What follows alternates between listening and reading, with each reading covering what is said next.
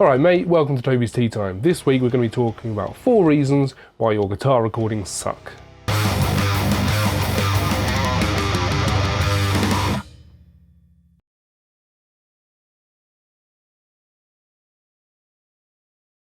Firstly, I want to just say that I don't think your guitar playing sucks, I don't think your song sucks, and I don't think that necessarily your music in general sucks. What I'm saying is that there are 4 pitfalls that are very easy to fall into, and no matter how competent a guitarist you are, you may find that you fall into one, maybe more of these, and I know myself, I've been guilty of this.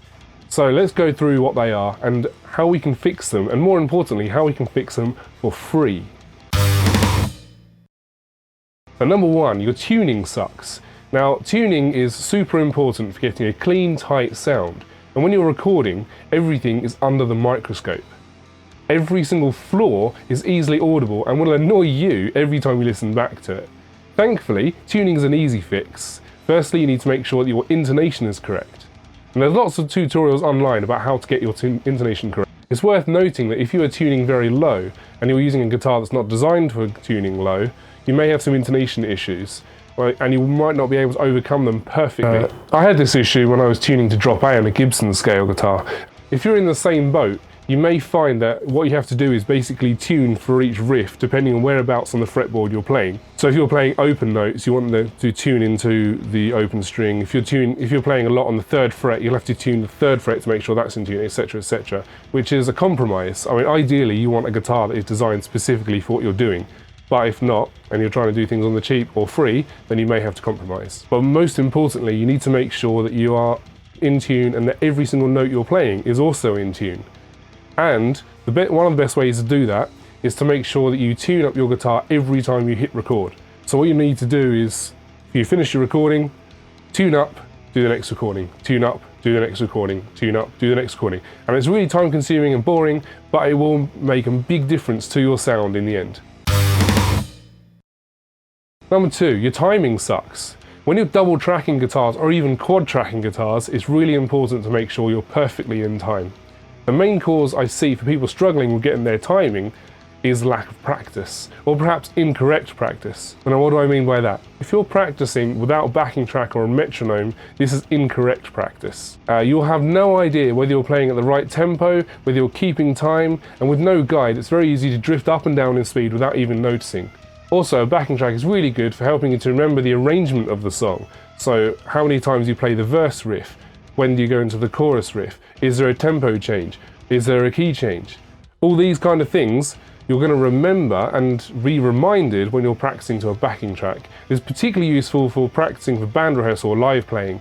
When you're doing band rehearsal is not the time to practice. Band rehearsal is the time to rehearse. If you're practicing at home with the backing tracks, you'll be 100% correct when you go to practice with the rest of the band.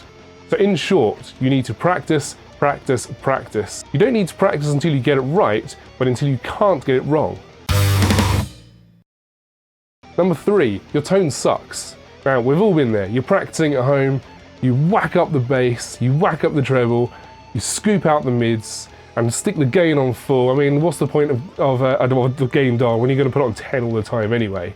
And you know, it sounds amazing when you're at home, but then you get to the band practice, you set up your amp with exactly the same settings, and you can't hear yourself. So you turn yourself up. You still can't hear, and everyone's complaining about you being too loud. It doesn't make any sense, does it? Because you sounded amazing at home. You need to be dialing in your amp with a band mix in mind. The mids is where your guitar lives, so you don't want to scoop too much of that out.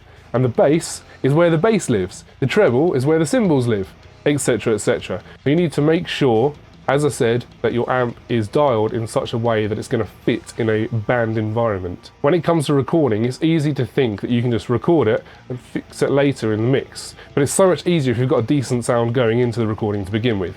Now these days, a lot of us are recording DIs and using plugins later on to get the settings right, and that's even better because you can listen to it in the mix and you can dial it as you go without actually having to play, dial, and then hope that it's going to sound good with the rest of the band. You're miking up your amp for recording instead of using a plugin, or if you're using your amp at band practice and you're hearing it in the band scenario, I would suggest starting off with your bass around 3 out of 10, your mids at 6 or 7, and your treble at 5 or 4.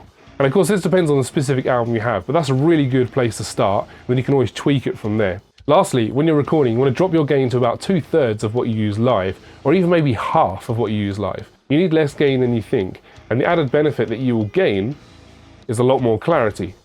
Also, if you follow step 4, you'll not need as much gain anyway. Step 4, your technique sucks.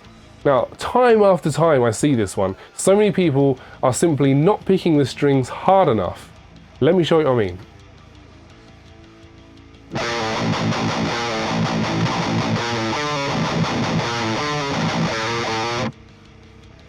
Alright mate, that's my bit done. So you ready to do your bit?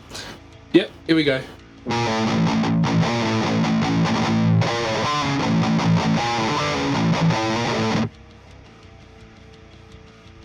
Did you give me a gain? I don't think so. Let me just check. It doesn't sound right. Okay mate, we've got identical settings.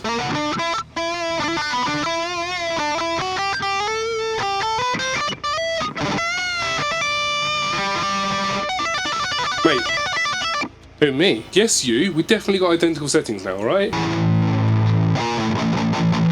Mate, are you alternate picking? No, I don't think so. Mate, you're alternate picking. You need to down pick. Mate, who, me? Yes, mate, you need to down pick. I think you're alternate picking. Oh. Oh, yeah. Yeah, it was. Yeah. Alright. Let's do it again.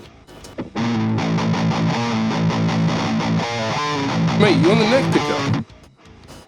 No. What about the volume knob? Is that on full? Yeah, that's on full. What kind of plectrum's that? It's a plastic plectrum. Yeah, but what gauge? What thickness? Well, I don't know how thick it is. But it's nice and floppy. Yeah. Sounds well good. Mate, you need something thicker. Try this. Okay. Oh yeah. Yeah, it definitely sounds better. It still doesn't sound right. What's wrong? Give me your guitar, try mine. Okay. Give me the cable and let me try yours.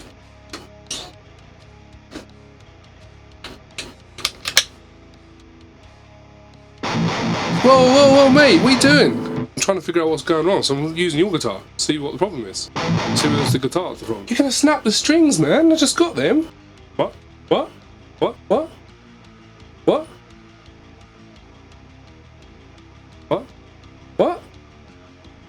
Thanks for watching. I hope you found this helpful. I kind of wish that someone had pointed these out to me when I first started. It would have been really helpful. I kind of had to just find them out myself for the hard way. But the great thing is, now I'm sharing that with you.